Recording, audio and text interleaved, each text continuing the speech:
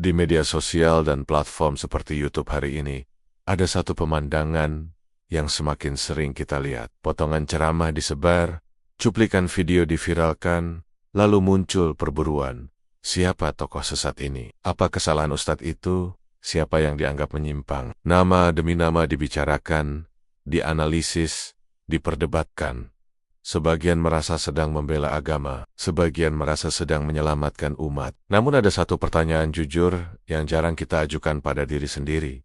Apakah dengan sibuk memburu nama, kesesatan benar-benar berhenti? Faktanya, meski satu nama jatuh, nama lain muncul. Meski satu tokoh redup, pola penyimpangan yang sama hidup kembali dengan wajah baru. Maka masalahnya bukan sekadar siapa orangnya, tapi mengapa kesesatan itu selalu bisa berulang. Islam memang tidak melarang membuka kesesatan, bahkan dalam kondisi tertentu, menjelaskannya adalah kewajiban. Para ulama sejak dahulu melakukan tahdzir, peringatan agar umat tidak tertipu. Ini bukan ghibah tercela, selama tujuannya menjaga agama dan dilakukan dengan ilmu. Namun perlu dipahami, menyebut nama bukan tujuan, ia hanyalah sarana. Tujuan utamanya adalah menjaga iman umat. Ketika sarana dijadikan tujuan, disitulah arah amar ma'ruf nahi mungkar mulai bergeser. Kesalahan yang sering terjadi adalah umat mengenal kebatilan lewat orangnya, bukan lewat ciri dan prinsipnya. Akibatnya, umat hafal daftar nama, tapi tidak punya bekal ilmiah untuk mengenali penyimpangan. Begitu muncul tokoh baru dengan gaya berbeda, umat kembali bingung, kembali terpesona, dan kembali tertipu. Padahal, para ulama sejak awal mengajarkan kaidah yang sangat mendasar.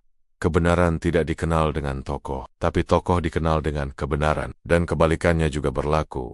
Kebatilan tidak dikenali dari nama, tapi dari sifat dan cirinya. Al-Quran ketika membantah kesesatan, tidak sibuk membedah reputasi individu. Ia membongkar argumen, cara-cara berpikir, dan prinsip yang rusak. Allah membantah klaim, bukan sekadar figur. Ketika orang-orang berkata bahwa mereka mengikuti nenek moyang tanpa dalil, Allah menyebutkan kesalahan logika itu, bukan memuliakan atau merendahkan nama pelakunya. Rasulullah pun mengabarkan bahwa fitnah akan terus muncul, berlapis demi berlapis, sampai hari kiamat. Ini isyarat penting.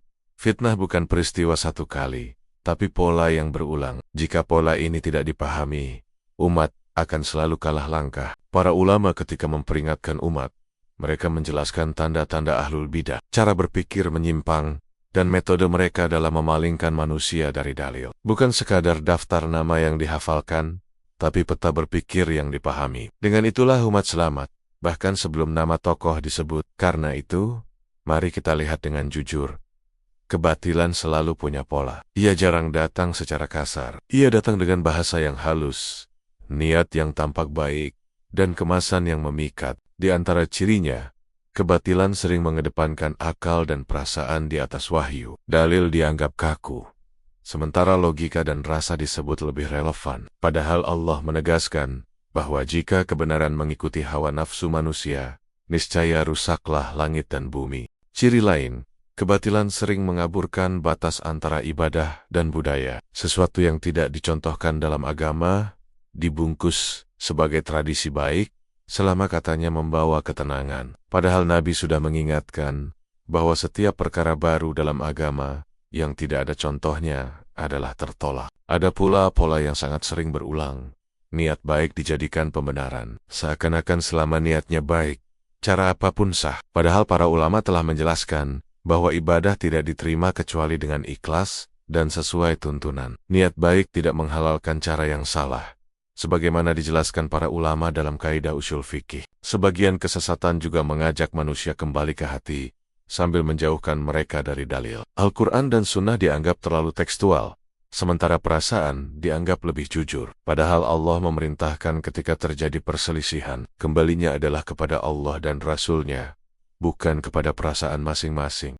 Ketika penyimpangan ini dikritik, sering muncul tuduhan klasik, pemecah umat, tidak toleran, terlalu keras. Ini juga pola lama.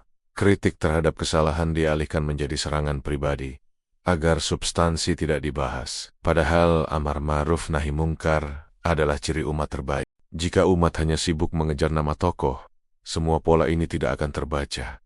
Yang ada hanyalah reaksi sesaat. Emosi naik, perdebatan panas, lalu tenang. Setelah itu, Kesesatan yang sama muncul kembali dengan bahasa baru. Bahkan fokus berlebihan pada tokoh sering melahirkan fanatisme. Orang tidak lagi bertanya apa dalilnya, tapi siapa yang mengatakan. Akhirnya kebenaran diukur dari kedekatan emosional, bukan dari hujah. Ini sangat berbahaya bagi kesehatan iman. Para ulama telah mengingatkan agar jangan menjadikan agama ini tergantung pada figur. Karena manusia bisa salah, bisa tergelincir, bahkan bisa berubah.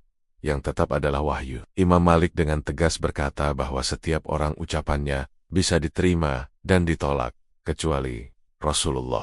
Maka metode yang lebih menyelamatkan umat adalah membangun nalar, bukan membangun kultus. Mengajarkan umat untuk mengenali ciri penyimpangan, bukan sekadar menghafal daftar nama. Dengan cara ini, ketika muncul tokoh baru, umat sudah punya kompas. Mereka tidak kagum dulu, baru bertanya kemudian. Tapi mereka menimbang sejak awal. Inilah amar ma'ruf nahi mungkar yang berjangka panjang. Tidak ramai sesaat, tapi membentengi generasi. Tidak memuaskan emosi, tapi menyehatkan akal dan iman. Pada akhirnya, kita perlu jujur mengakui, selama umat sibuk memburu nama tokoh penyesat, kesesatan akan tetap berlanjut. Bukan karena kurangnya peringatan, tapi karena salah fokus. Orang boleh tumbang, tapi jika cara berpikirnya tidak dibongkar, kebatilan akan terus hidup. Orang bisa berganti, wajah bisa berubah, gaya bisa dimodifikasi, tapi kebatilan hanya akan mati jika umat mengenali cirinya, memahami polanya, dan kembali menjadikan wahyu sebagai standar, bukan tokoh, bukan perasaan, dan bukan popularitas. Semoga Allah menjaga kita dari kesesatan yang tampak maupun yang tersamar, dan memberi kita ilmu yang membimbing, bukan emosi yang menyesatkan.